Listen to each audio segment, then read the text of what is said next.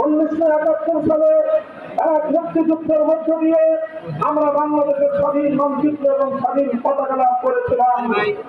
এই মুক্তিযুদ্ধ হয়েছিল ইনশাআল্লাহ বলে, অর্থাৎ আল্লাহর উপর অবিচল আস্থা এবং বিশ্বাস রাখার মধ্য দিয়ে। সেই স্বাধীনতার যুদ্ধ হয়েছিল কোরআন এবং সুন্নাহ বিরোধী কোন আইন তৈরি করা হবে না, এই কমিটমেন্ট এবং এই অঙ্গীকারের ভিত্তিতে। কিন্তু দুঃখ এবং পরিতাপের বিষয়, আল্লাহর উপর আস্থা রেখে শুরু হওয়া স্বাধীনতার যুদ্ধ, কোরআন সুন্নাহর বিরুদ্ধে কোন আইন তৈরি না করার সেই কমিটমেন্টের প্রেক্ষিতে অর্জিত স্বাধীনতা 16 ডিসেম্বর বিজয় দিবস পালন করার কয়েক মাসের মধ্যেই আমাদের সেই বিজয়কে ছিনতাই করা হয়েছিল।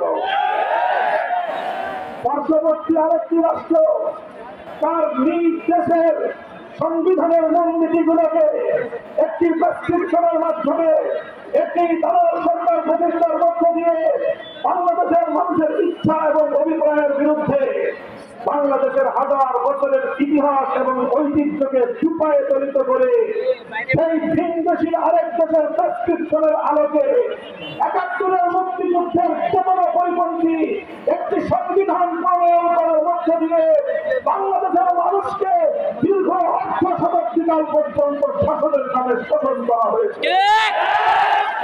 সেই পতিত স্বৈরাচারী পরাজিত ইসলাম বিরোধী চক্র পতিত ফ্যাসিবাদী হাসিনার দোসররা তারা বাংলাদেশের মসনদ থেকে উৎখাত হয়েছে, কিন্তু এখনো পর্যন্ত তাদের ষড়যন্ত্র বন্ধ হয় না।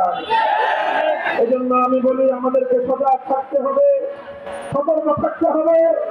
শেখ হাসিনা চেয়েছিল বাংলাদেশকে হিন্দুত্ববাদে দীক্ষিত করতে।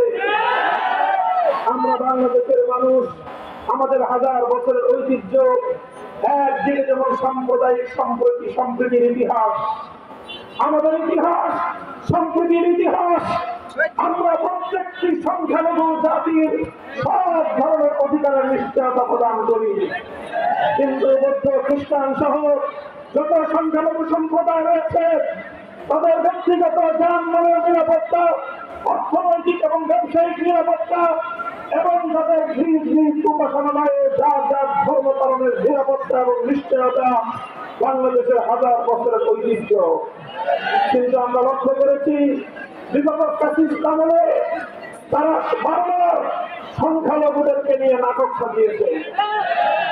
আগের বেলায় শেখ হাসিনার দোসররা কারুনাগিনী হয়ে সংখ্যালঘুদেরকে খবর রাখত, আবার দিনের আলোতে ওঠা হয়ে তারা থাকতে আসত। ৫ই আগস্টের পর এখন আর এই নাটকের নায়ক নায়িকারা নাই। এই জন্য বাংলাদেশে আর কোন সংখ্যালঘু নির্যাতন নাই।